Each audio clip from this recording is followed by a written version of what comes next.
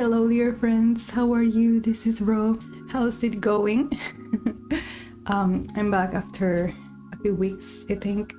So many things happened lately. So today I want to tell you a story. And if you are on Discord, you know more about what has been happening in my life the past 2 weeks.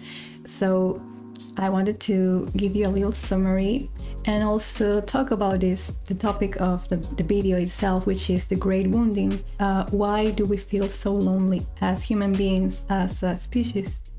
And this has to do with the great wounding we carry from our relocation from our original planet, which was in the Sirius star system.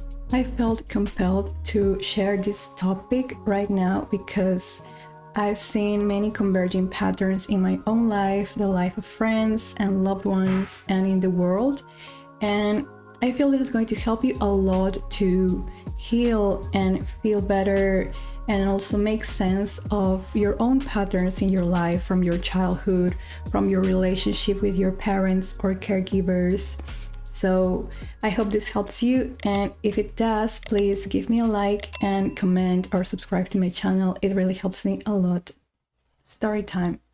I invite you to listen with an open heart and see if it resonates with you, or if it triggers memories or deep-seated feelings. Take your time to breathe and come back to the video whenever you need to.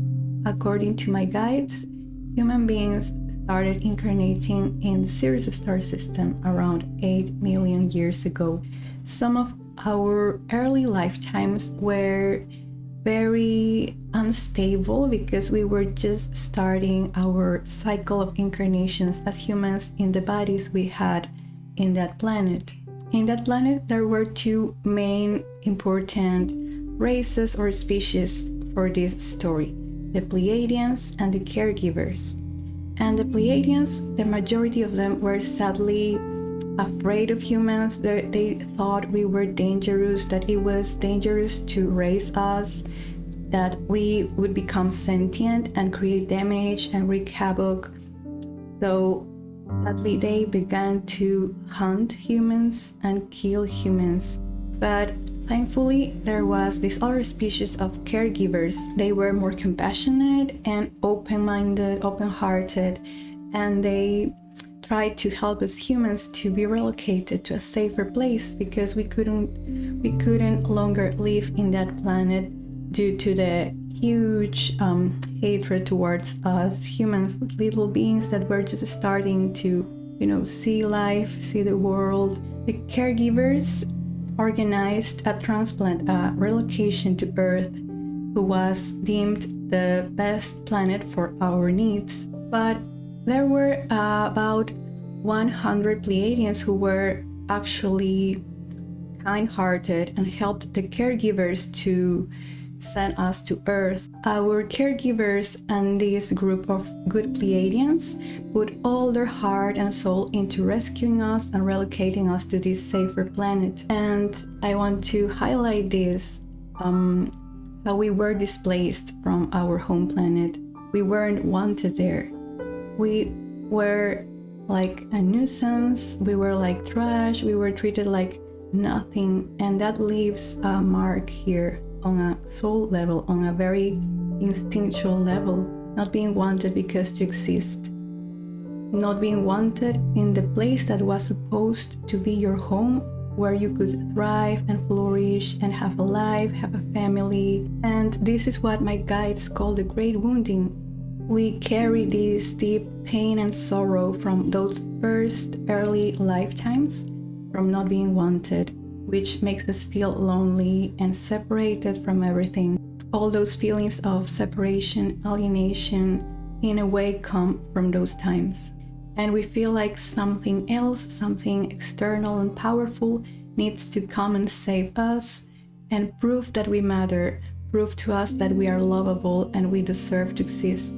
And we can see this wounding played out in multiple ways in our current reality because we created political systems, governments, societies, religion. All of these had something there, bigger than us, more powerful than us, that is coming to save us. This wounding is also mirrored on a personal level in our dynamic with parents. For example, your primary caregivers in those super important early years of your life. Your dynamic with your parents has a great impact in how you develop your emotions, your capacity to be yourself fully, to be in the world with other people, to have positive relationships.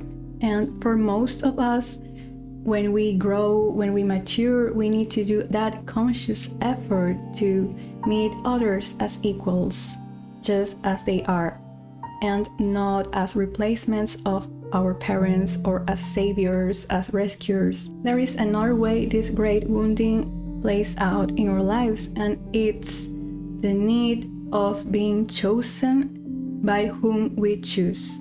It means that you can be surrounded by so much love from friends, from family, but if the person that matters most to you doesn't choose you or love you, then you feel lonely. And it doesn't have to be a person. Maybe it is an idea of success or a goal or something you have deemed important to prove your worth, to prove that you are valid, to prove that you are lovable. That's where loneliness begins to set in. You feel isolated from the rest of the world. You feel removed from life and helpless.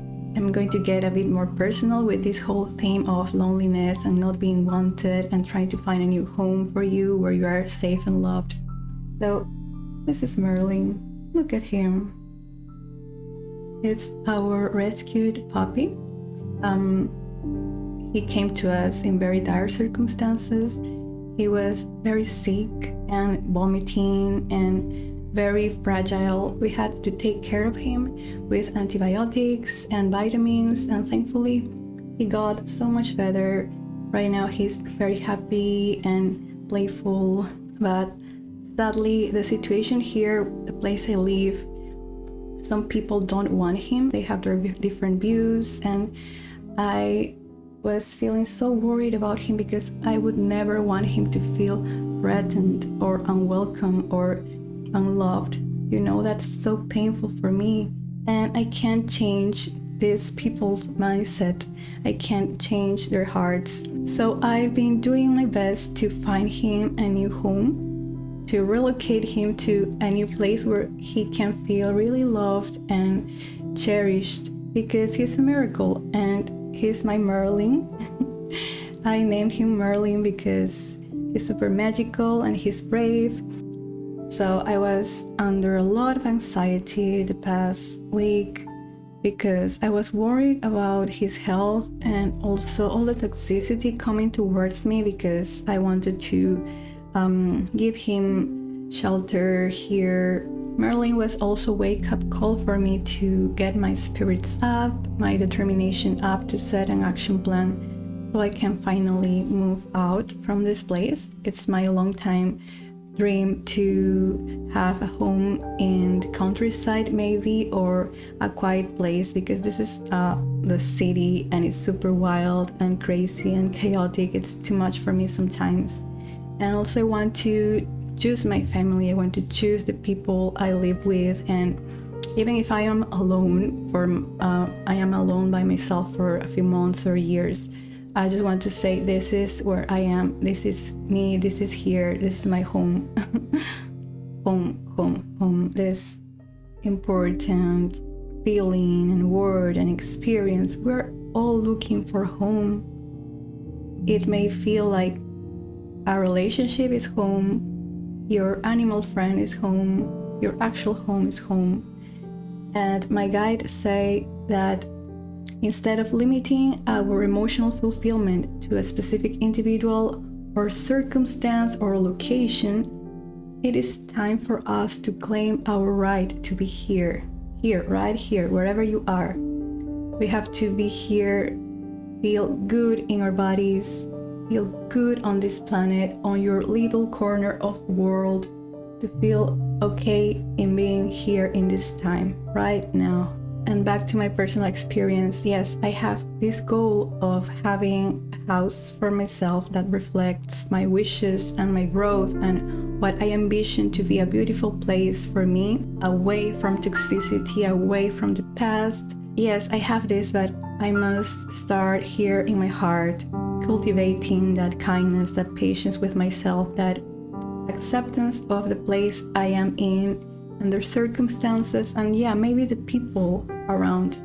We have to remember that loneliness is part of life, anxiety is part of life, or depression too, but we must not let them define who we are or shape who we are. The more we sensitive souls claim our right to be in this planet, we claim this right to experience the world in all its richness and flavor and color, the little things of life, the tiny plants, the sounds, the atmosphere, the animals. The more we do this, we find so much healing and relief, not just for ourselves, but for others who are still asleep. This is a huge topic on itself, and we could talk about this for hours. But yes, I wanted to share a glimpse of this and motivate you to see yourself as your own home, as your own beautiful sanctuary of love and magic and creativity, imagination. I am so grateful for you. I am so grateful for you being exactly who you are right now. Thank you, my friend, for watching, and special gratitude to my Patreon supporters and my Discord community, who is always very wonderful and caring. And so many exciting things are coming up soon. One of them, the official launch of my online shop. Woohoo! Stay tuned and follow me on Instagram. My two accounts are Love and Soul 7 and Soul Art by Ro. By the way, I am doing more digital art with Midjourney AI, the artificial intelligence bot, and it's so fun. On Discord, we have a dedicated channel so you can create your own lovely images there. And yeah, take a look at my art there and see what you like, and some stuff will be posted on my online shop in the future. Digital prints, meditations, and soul spirit guide portraits too. Big love to each and all of you. Send me your good healing vibes too. I also need them these days. And I hope you have a great week ahead. See you around. Bye.